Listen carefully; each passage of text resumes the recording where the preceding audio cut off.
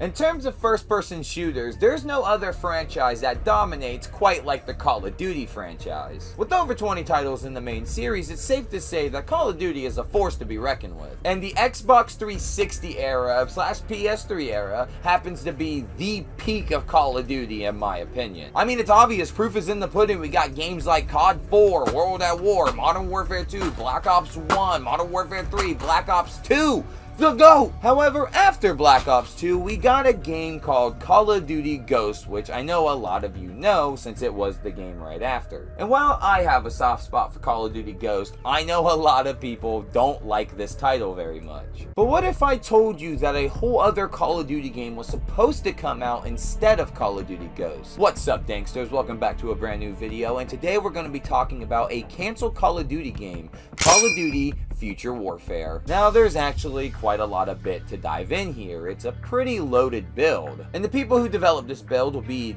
Neversoft, the people who make the Tony Hawk and Guitar Hero games? That's an interesting pick. So, like I've done before on this show, we're going to start with the small stuff about this build all the way to the big juicy stuff of the build that you guys come to see. We have to give recognition to every little aspect of this build because it all deserves it. Or at least what I find interesting. So when you do start up this build, you're launched right into a title screen with a title of NX1. Now, I don't know if this takes a rocket scientist to figure it out, but I think that NX1 personally stands for Next One. I haven't really seen a Call of Duty video or anybody in the Call of Duty community saying that or claiming that. Maybe I'm just blind and somebody's like, oh, I did that, but I don't know. But yeah, I think it means Next One. And when you get past that and go into the actual menu, I was very surprised to hear that there's actual menu music here.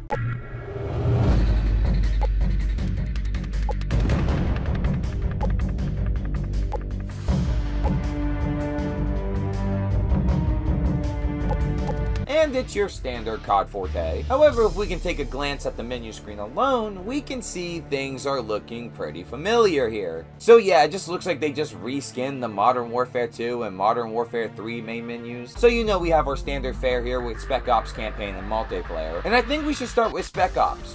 Mostly because we can't start with Spec Ops. Yeah, so the menu works, and every little thing about the menus work. You can go into a level, select what difficulty you want, it's all there, but unfortunately when you try to select any of these levels, the game will just crash on you. Believe me, I did try many missions, that's why I know, and it just kept crashing over and over and over again. I just got tired of it. So to my knowledge, I think every single of these Spec Ops missions aren't playable. That's a real shame too, because I want to play. I mean, I want to play this Call of Duty game. But at least we can look at the picture and know the titles of what each mission was going to be. And I guess we can take that with us. But unlike Spec Ops, campaign actually does work here. Well, 5 playable levels, that is. Yes, I got 5 levels of the campaign to work for me, and the amount of detail that went into this campaign is insane. Fully scripted segments, mid-gameplay cutscenes, voice acting, a narrative I can't follow, but hey, at least there is one. The amount of detail here actually really took me back, considering that this is an early build.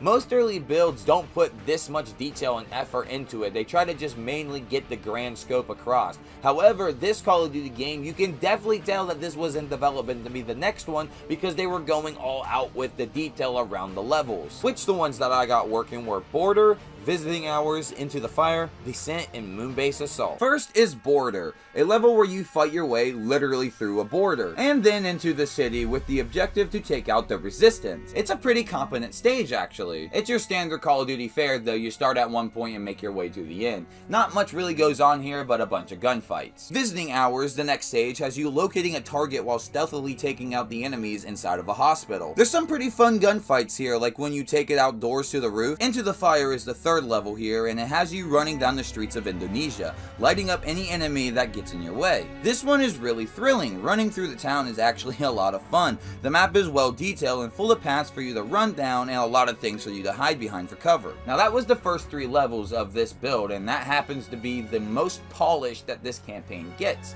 After Into the Fire, there is another level, but it's unplayable, so we have to skip right over it to the next mission, which is Descent. Descent is where we finally get a taste of that Future Warfare that the game's title has. It's our first future level of the campaign, and it has you get on a tram car fighting enemies off of a nearby train. After doing so and making it into a building, you're tossed out of it into space where you run and gun all the way down to the next train to then leave the space area. It's a decent mission, but I kept falling off of the tram in the beginning of the level. I guess the collision just wasn't fully implemented there, so if you're gonna play this, be careful of that. However, it was really cool to finally see a future weapon in this campaign. Through the campaign so far, we've been using just previous old Modern Warfare weapons, but now we finally have these two new guns, and they look pretty nice. I can imagine with more polish this would be even more fun to play with, but for what it is, it's really not bad. Now we're on to the last playable mission for me, is Moon Base Assault. This one happens to be my favorite one so far. So Moon Base Assault, or the High Ground as it's calling itself now, starts off so fucking hardcore. Waking up passed out on the moon, seeing all your companions around you die to the bullets piercing their suits, it's so dark and grim. Like, this dude literally helps you up and immediately gets murked, like, god damn! And watching your helmet crack due to your suit and helmet almost giving into the pressure of space adds a lot of tension to the gameplay. It's a really nice touch. The main objective of this stage is to make it to the armory and kill, again, anybody that steps up to you. A great level to play through, and we do get more of that future tech, so that's fun. And that's all I was pretty much able to play of the campaign. While every single level is completable, a lot of them would crash on me, and I was only able to complete maybe like 1 or 2. But that doesn't matter, because I had a blast playing all these levels, especially Moon Base Assault. I mean, it's literally gunfighting on the moon. The coolest shit ever. Now, I do want to point out that the gunplay here is actually pretty solid. Of course, they're just recycling the gunplay from Modern Warfare 2 and Modern Warfare 3, but hey, why fix what's not broken? And when I was able to play all these levels that I did show off, I wasn't really able to complete every single one of them. No, most of them would crash before I got right to the end, but some of them were playable all the way to the end, and I did finish those. But again, I am just impressed with the amount of effort and detail that went into this campaign. I mean, there's like an hour's worth of content here. And there is actually a story in these campaign levels. Now, I can't really follow the narrative, but I'm sure someone out there could, and they'll piece together what little information we have here, and I would love to watch a YouTube video on that. Please make that. Well, so we went through Spec Ops, which was nothing, and what we could of the campaign. That just leaves multiplayer. And oh my god, it seems like a lot of the focus went to the multiplayer as well. It seems like Spec Ops was an afterthought. They got their team to come up with ideas for missions, and they just didn't get to work on those. But multiplayer is in a good stage to look at, and I'm glad it is that way, so we can actually look at what Call of Duty Future Warfare multiplayer would have been. Now, there were like 28 maps to go through. This would have been easily the biggest Call of Duty game to come out on the Xbox 360. There are a ton of original maps. We even got some legacy maps from old Modern Warfare games. There are just a ton to pick through here. And I don't want to make this video go on forever, although I'm sure some of you wouldn't mind that, but I did not play every single multiplayer mission. I'm a busy guy, I got stuff to do, but I did run through quite a handful of them. And I'm going to repeat myself here, but I am just blown away with the amount of effort and detail that went into these multiplayer maps for a game that wasn't even out yet. And I know it's like, no duh, it's an early build, but I'm thinking that Activision went in, saw all the work that Neversoft did on this game, and just went, nah, scrap it, we don't need any of that. Because the multiplayer is actually kind of fleshed out here. One thing I do love when you're picking the map, you can see what stages the maps were in that the developers left off on, and it was just like a cute little note that they gave to each other. I'm sure just to let the developing team know what stage the map was at. But yeah, it's pretty much just more of that multiplayer Modern Warfare fun. We had a ton of it in Modern Warfare 2 and 3, and this was just going to be the next entry in that. And you know, that's actually kind of funny, because I do remember growing up, back when Modern Warfare 3 came out, after Treyarch's next game, we all thought Modern Warfare 4 was going to come out. And by playing this build some kind of way, some kind of feeling, I get that. And so when I play this build, that's all I can pretty much think about is, oh my god, this is the lost Modern Warfare 4 we never got. Because in the beginning of the campaign, it really doesn't start with the future stuff yet. It's pretty much almost a continuation of Modern Warfare 3, just set a little bit later with a different character. But anyway, back to the multiplayer. The multiplayer here I can imagine being really fun. Now, there was this weird maneuver that if you looked at a car, that's when you did a slide or a dolphin dive. There was no dedicated button for that, but it was kind of interesting that they were toying around with a slide and dolphin dive in a Modern Warfare title. I really do like that. However, it only works on cars and tires for some reason. I don't know why, but every time I look at a tire, I would do a slide or a dive. I actually managed to pull off a glitch in a couple maps where I would aim at a tire and it would just launch me 100 feet up in the air and I would slowly fall down and die. But yeah, the multiplayer here is actually pretty decent. Not only can you play the multiplayer, but you can actually customize your profile to a certain degree. You got emblems and calling cards that you can adjust. Of course, your boy had to go with the Wii one. You know, hot command, we on command. You know how it be. Mission accomplished. Good work.